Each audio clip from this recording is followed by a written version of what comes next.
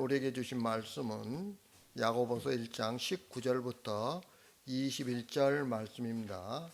제가 가지고 있는 신약성경 371페이지 야고보서 1장 19절부터 21절 말씀입니다. 제가 가진 신약성경 371페이지입니다. 다 찾으셨으면 제가 봉독해 드리겠습니다. 내 사랑하는 형제들아, 너희가 알지니 사람마다 듣기는 속히하고 말하기는 더디하며 성내기도 더디하라. 사람이 성내는 것이 하나님의 의를 이루지 못함이라. 그러므로 모든 더러운 것과 넘치는 악을 내버리고 너희 영혼을 능히 구원할 바 마음에 심어진 말씀을 온유함으로 받으라. 아멘. 지금까지 야고보는 시련과 유혹을 당하고 있는 하나님의 백성들에게 하나님의 도우심에 대해 교훈하면서 시험에 대한 바른 이해를 가질 것을 말씀하고 있었죠. 하지만 오늘 말씀부터는 진리의 말씀으로 거듭난 새 사람들이 어떻게 살아야 할 것인가에 대해 언급하고 있죠. 신앙생활을 하면서 중요한 것 중에 하나는 행함의 문제이죠. 사람들은 일반적으로 믿음에 비해 행함에 대해서는 부정적인 입장을 취해요. 이것은 믿음과 행함을 따로 구분하는 잘못된 이원론에 기인한 것이죠. 그러나 누가복음 6장 45절에 보면 이렇게 말씀하고 있어요. 선한 사람은 마음에 쌓은 선에서 선을 내고 악한 자는 그 쌓은 악에서 악을 내나니 이는 마음에 가득한 것을 입으로 말함이니라 라고 말씀하고 있죠. 여러분, 믿음의 결과가 바로 행함으로 나타난다는 거예요. 다시 말하면 믿음과 행함은 동전의 양면인 거죠. 하나예요, 서로. 그래서 행함은 하나님 앞에서 그리스도의 향기라고 할 수 있죠. 우리가 어떻게 그리스도의 향기를 냅니까? 우리의 행함을 통해서 우리의 믿음을 드러내면 그게 그리스도의 향기가 되는 거죠. 우리가 이웃사랑을 통해서 하나님의 사랑을 드러내는 것과 같아요. 하나님을 사랑한다고 입으로는 말을 하면서 이웃에 대한 사랑이 없다고 한다면 그것은 하나님을 사랑한 게 아니잖아요. 똑같은 거예요. 믿음과 행함은 바로 그런 관계인 거죠. 중요한 것은 행함만으로는 그 누구도 구원에 이룰 수 없다는 사실이에요. 믿음이 없이는 우리가 구원에 이룰 수가 없는 거죠. 하지만 그 사람의 행함을 통해서 믿음의 정도를 어느 정도 짐작할 수는 있죠. 그러나 그 사람의 행함만 가지고 구원의 여부를 판단해서는 안 된다는 거예요. 사람을 죽인 사형수가 형 집행 전에 예수 그리스도를 믿고 구원받았다는 그런 간증도 있잖아요. 여러분, 사람의 끝은 모르는 거예요. 또 열심히 예수를 믿었던 사람이 죽기 전에 내가 정말 죽으면 구원받을 수 있습니까? 라고 이렇게 질문을 했다는 이야기도 있어요. 여러분, 우리는 모르는 겁니다. 오직 아버지만 아세요. 그 모든 것들은. 오늘 말씀은 하나님의 의를 이루기 위한 방안을 제시하고 있죠. 그렇게 하기 위해서는 우리에게 내버릴 것이 있고 또 우리가 받아들여야 할 것이 있다는 거예요. 그것이 무엇이냐를 오늘 말씀하고 있죠. 그러면 오늘 말씀이 우리에게 주는 교훈이 무엇인지 알아보도록 하겠습니다. 먼저 19절 말씀입니다. 19절 말씀 다 같이 시작. 내 사랑하는 형제들아, 너희가 알지니 사람마다 듣기는 속히 하고 말하기는 더디하며 성내기도 더디하라. 아멘. 야고보서의 수신자가 누구일까요? 야고보는 지금 누구에게 편지를 쓰고 있을까요? 바로 디아스포라, 다시 말하면 흩어져 있는 그리스도인들에게 편지를 하고 있죠. 그들은 신앙 때문에 박해를 받고 여러 가지 어려움에 처해 있어요. 이런 초대교회 성도들은 모임을 흔히 어떤 개인의 집에서 이루어졌죠. 근데 그 개인의 집에서 이루어진 그 모임을 우리는 뭐라고 이야기해요? 교회라고 이야기하는 거예요. 교회. 그리고 모임의 장로에 의해 말씀이 선포되고 또 성경의 진리에 관한 토론들이 있어 왔어요. 그래서 야고보는 말씀을 듣거나 토론하는 자세에 대한 지침을 지금 주고 있는 거죠. 19절 말씀을 보면 무슨 대화의 기술을 말하는 것 같아요. 그래서 사람들은 이 구절을 누군가와 대화할 때 상대방의 말을 잘 경청해 주어야 하고, 그리고 자기 말을 아껴서 실수를 적게 해야 한다고 생각을 하죠. 또한 상대방의 말에 성이 난다고 해도 참으라는 교훈으로 생각할 수도 있어요. 하지만 야고보는 하나님의 말씀에 대한 자세를 지금 말하고 있는 거예요. 먼저 야고보는 성도들이 설교를 들을 때나 또 말씀에 대한 어떤 토론을 할 때 다른 사람의 말을 잘 경청하지도 않고 이해도 못하면서 자기 주장만 많이 하려는 그런 경향에 대해 듣기는 속히하고 말하기는 더디하라 라고 이렇게 권면하고 있는 거예요. 즉 상대방의 말을 빨리 듣고 그것에 대해 생각을 충분히 한 후에 서서히 말하라는 것이죠. 사실 상대방의 말을 참을성을 가지고 귀 기울여서 경청하기란 쉬운 일이 아니에요. 왜냐하면 사람들 대부분은 자신이 듣고 싶은 말만 듣고 하고 싶은 말만 하는 경향이 있기 때문이에요. 그러다 보니까 어떻게 해요? 내가 듣고 싶지 않는 이야기라면 화가 나죠.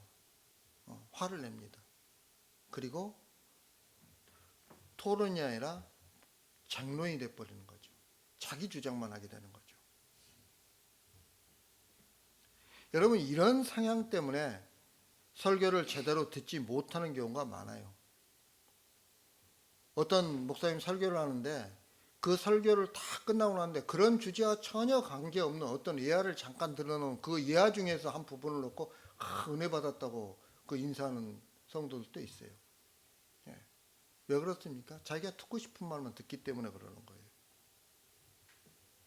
여러분, 이처럼 제대로 듣지 못하면 제대로 전달할 수가 없는 거죠. 내가 말씀을 제대로 듣지 못했는데 어떻게 복음을 전할 수 있겠어요?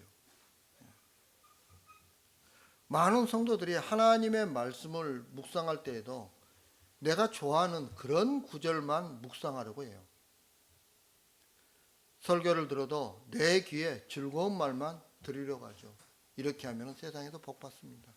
이렇게 하면 부자 됩니다. 이런 말만 들으려고 해요.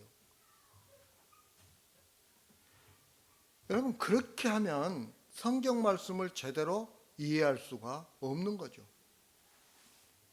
내 귀에 즐거운 말씀이 아니라 내 심령을 파헤치는 그런 말씀이라고 할지라도 또 내 속에 악한 것을 다 끄집어내므로써 나의 자존심을 다 뭉개버리는 그런 말씀이라고 할지라도 그 말씀이 내 영혼을 구원하는 데 도움이 되는 말씀이라면 우리는 그런 말씀 듣기를 힘써야 하는 거죠. 안 그렇습니까? 그런 말씀이 오히려 나에게는 훨씬 더 약이 되는 말이에요. 필요한 말이에요. 그래서 성경은 내가 보고 싶은 말씀만 읽고 외우는 것이 아니라 통독을 함으로써 말씀의 전체 맥락을 이해하는 것도 굉장히 중요해요. 그와 동시에 어느 한 구절을 깊이 묵상하는 것도 필요한 거죠. 그래서 묵상과 통독은 병행해야 하는 거예요.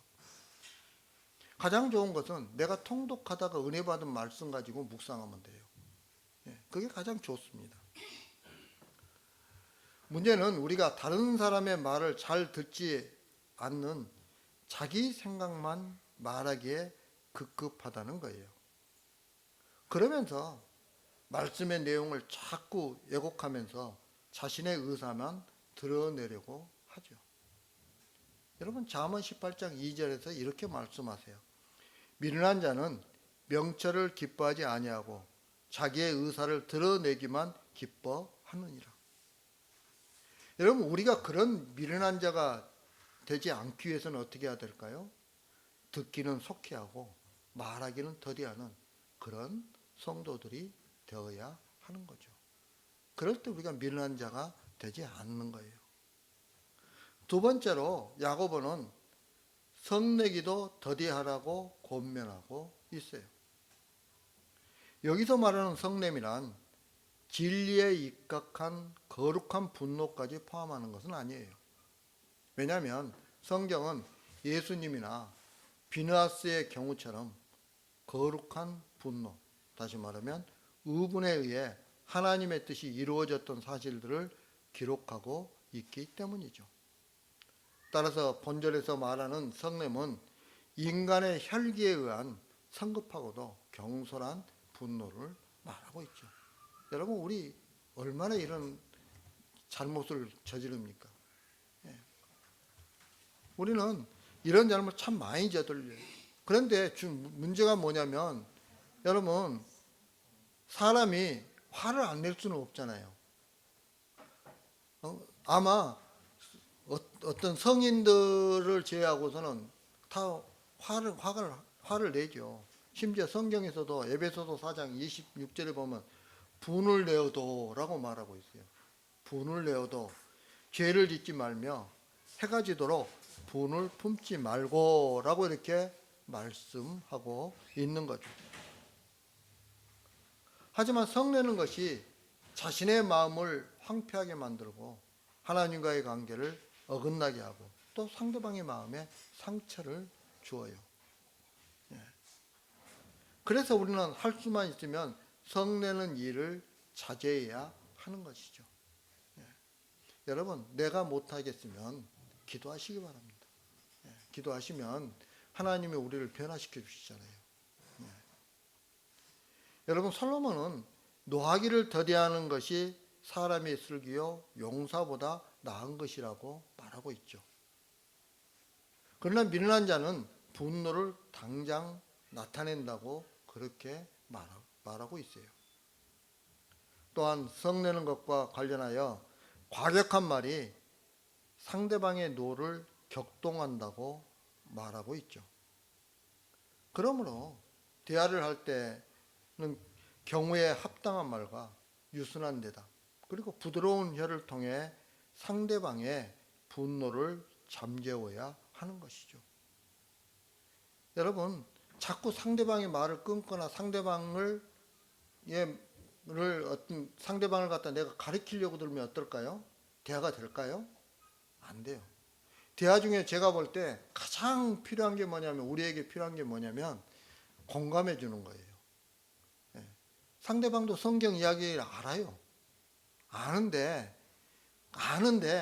그렇게 안 되는 거 있잖아요, 마음에. 그럴 때 어떻게 합니까? 공감해 줘야죠. 근데 우리는 그런 기술이 너무 부족해요. 너무 부족해요.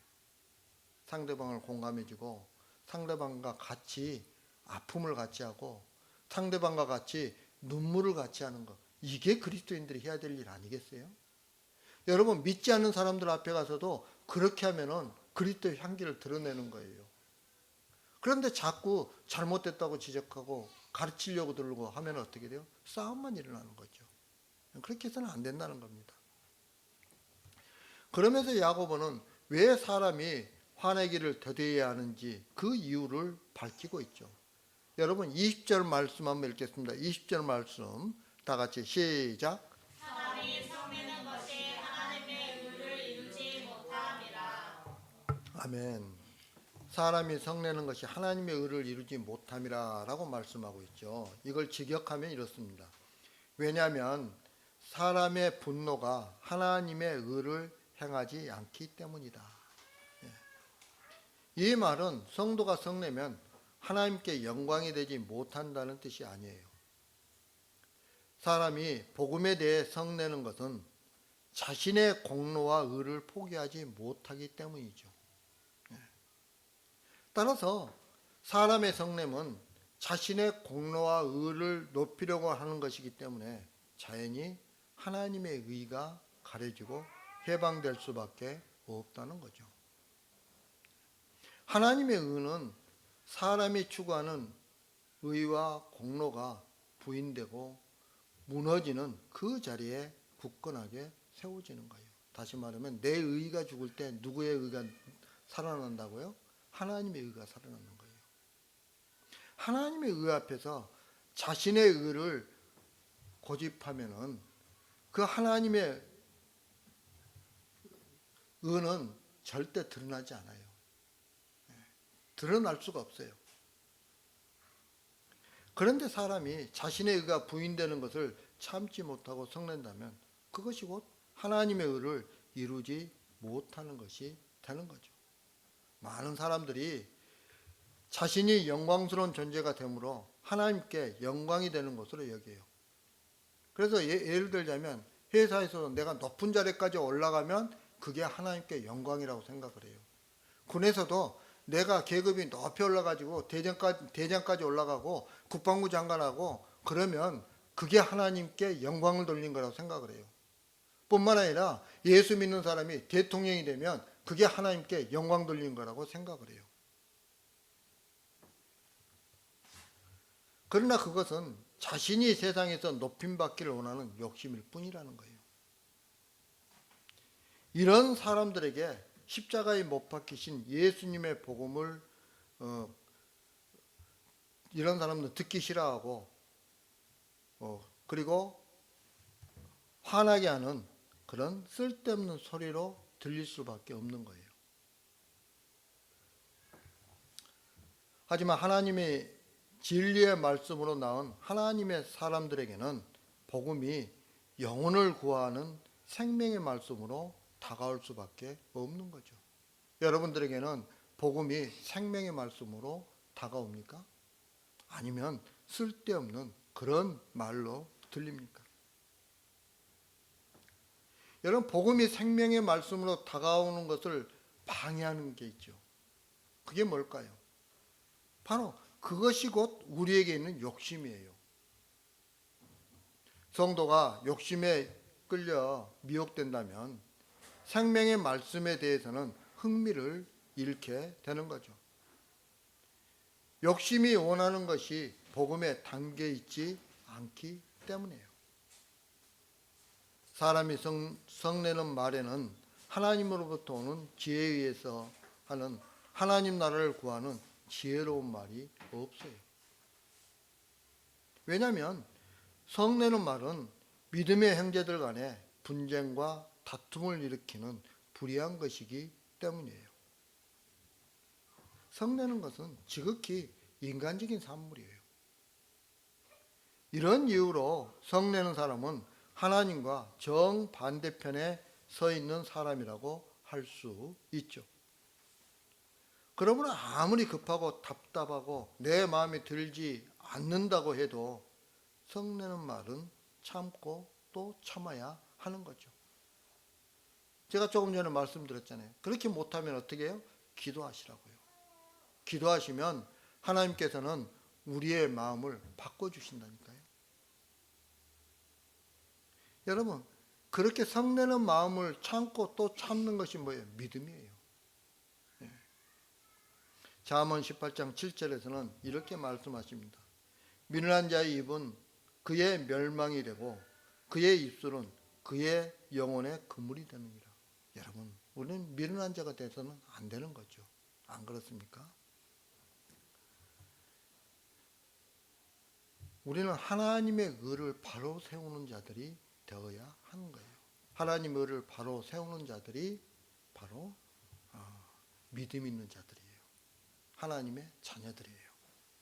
자, 21절 말씀 한번 읽겠습니다. 21절 말씀 다 같이 시작. 그러므로 모든 더러운 것과 넘치는 악을 내버리고 너희 영혼을 능히 구원할까 마음에 심어진 말씀을 온유함으로 받으라. 아멘. 자, 21절 말씀에 보면 그러므로라는 접속사로 시작하고 있죠. 따라서 본절은 독립된 말씀이 아니라는 거예요. 오늘 말씀은 바로 앞절인 20절과 연결되어 있는 말씀이죠. 그래서 20절과 연결지어서 오늘 말씀을 지금 이 21절 말씀을 본다면 그렇다면 하나님의 의를 이루기 위해서 어떻게 해야 하는가에 21절 말씀에는 초점을 맞추어져 있다는 것을 알 수 있죠. 즉 하나님의 의를 이루기 위한 필수적인 요소를 기록하고 있어요. 야고보는 하나님의 의를 이루기 위해 서로 깊게 관련되어 있는 두 가지 행동을 요구하고 있죠. 그것은 바로 내버리는 것과 받는 것, 즉 채우는 것을 말하고 있죠. 여러분, 버리지 않으면 채울 수가 없어요. 우리 안에 가득 차 있는데 어떻게 더 채울 수 있겠어요? 또 채우는 것 없이 버리는 행동만으로는 하나님의 의를 이룰 수가 없는 거죠. 내 마음 가운데 세상의 것으로 가득 채워 있으면은 말씀이 안 들어와요. 말씀이 보이지 않습니다. 예. 그래서 내 안에 있는 세상 것을 다 버려야 돼요. 그런데 그것만 버린다 해서 하나님의 의가 세워지는 게 아니죠. 거기에다 또 하나님의 의를 말씀을 채워 넣어야 돼요. 그래야 하나님의 의가 이룰 수 있는 것이죠. 그래서 이 버리는 것과 채우는 것, 이 둘 모두가 충족되어야 하나님의 의를 이룰 수 있는 거예요. 하나님의 의를 이루기 위해서는 마음 가운데 있는 일체의 더러운 것들과 죄악들을 다 쏟아버리고 대신 영혼을 구원할 수 있는 복음의 진리로 자신을 채워야 하는 거죠. 여러분, 목욕탕에 사람들이 다 목욕하고 나면 어떻게 해요? 그물을 어떻게 하죠? 다 빼내잖아요. 그죠? 그리고 다시 새로운 물을 받아서 손님들을 맞이하잖아요. 수영장도 마찬가지예요. 수영장 물이 더러우면 어떻게 합니까? 물을 빼내고 다시 깨끗한 물을 더 채워서 손님들을 맞이하게 되는 거죠. 하나님의 의를 이루려면 남의 말을 듣기 전에 먼저 말하는 성급함과 경솔함과 분노, 더 나아가 육신의 정욕 등 하나님의 의를 가로막는 모든 것들을 과감하게 내버려야 해요. 대신 그 자리에 복음의 진리로 채우는 일종의 영혼의 대청소가 있어야 하는 거죠. 그래야 어떻게 됩니까? 하나님의 의를 이루게 되는 거죠. 여러분, 근데 세상 사람들도 육신의 건강에 문제가 있다고 느끼면 누가 가르쳐 주지 않았는데도 이와 비슷한 행동들을 하죠. 그들은 신체에 이상이 있다고 느끼면 체질을 바꾸기 위해서 어떻게 해요? 음식 등을 바꿔요. 그리고 몸 안에 독소를 배출하기 위해서 여러 가지 노력들을 하죠. 예를 들자면 알칼리성 식품들을 먹기도 하고요. 또 찜질방이나 사우나에 가서 어떻게 합니까? 땀을 쫙 빼내기도 하죠. 예, 그런 것들이에요. 또 사회도 마찬가지예요. 사회에 문제가 생기면 내부에 쌓인 비리를 척결하기 위해서 각종 사정작업 등을 하기도 하고요. 또 제도를 개혁하기도 하고, 그리고 여러 가지의 그런 조치들을 취하게 되죠. 하지만 그런 것들은 근본적인 해결책이 되지 못해요. 그 모든 것들은 육체적, 외면적인 변화에 불과한 것이죠. 그 이유는 인간과 사회를 진정으로 더럽히는 것은 마음에서 비롯된 거예요. 그런데 이런 근본 원인은 마음을 청소하는 작업을 하지 않기 때문에 그러죠. 그래서 어떻게 됩니까? 자꾸 옛날로 되돌아가요. 옛날로. 또 되돌아가면 어떻게 합니까? 또다시 다른 것들을 개혁을 하고 제도들을 막 만들죠. 그래서 어느 정도 좀 잠잠해지다 다시 어떻게 돼요? 또 되돌아가요. 예. 자꾸 그걸 반복하는 거예요. 예수님께서 마가복음 4장 19절에서 이렇게 말씀하세요.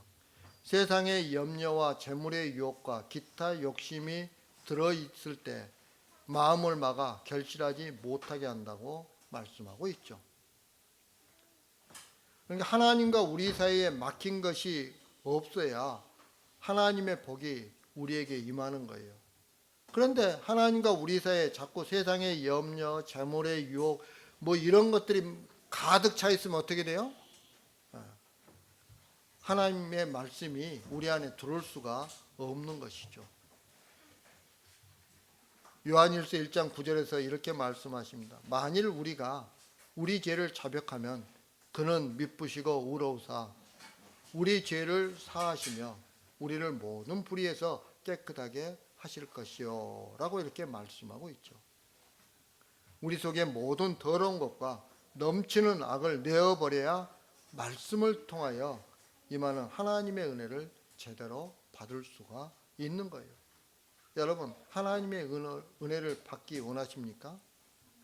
그렇다고 한다면 우리 안에 있는 모든 더러운 것과 넘치는 악을 내어 버리시기 바랍니다. 그런데 더러운 것과 넘치는 악은 우리의 욕심에 의한 모든 것을 말하고 있죠. 이 욕심이 하나님의 말씀을 받지 못하도록 방해하는 거예요. 욕심은 성도로 하여금 하늘의 것을 소망하지 못하게 하는 거예요.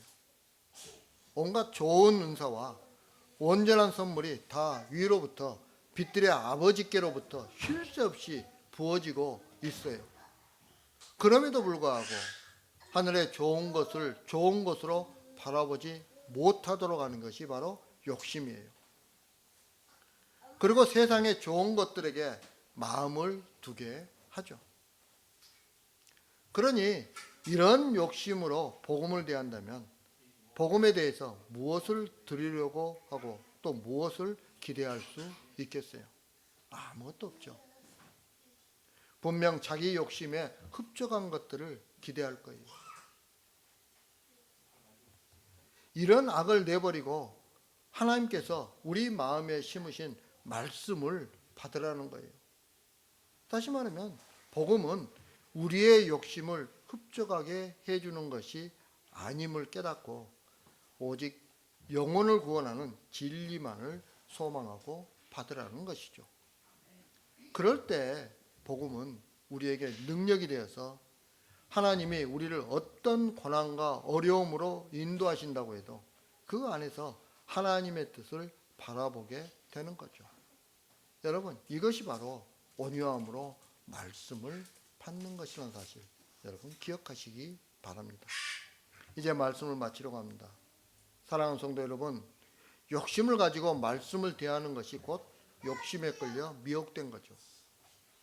이 욕심이 우리 영혼을 구원할 말씀을 받지 못하게 해요. 또한 이 욕심이 진리의 말씀을 향해 성내게 함으로 하나님의 의를 이루지 못하게 하는 거죠. 이런 욕심에 의해 생긴 더러운 것과 넘치는 악을 던져버리기 위해서는 복음은 우리의 소원을 이루어지는 도구가 아님을 깨달아야 하는 거죠. 그리고 영혼을 구원할 마음에 심긴 말씀을 통해 십자가에 못 박히신 예수님만 바라보며 살아가는 저와 여러분들이 되길 주님의 이름으로 축복합니다. 다 같이 기도드리겠습니다. 사랑과 은혜가 풍성하신 아버지 하나님, 부족한 저희들 사랑해 주신 감사합니다.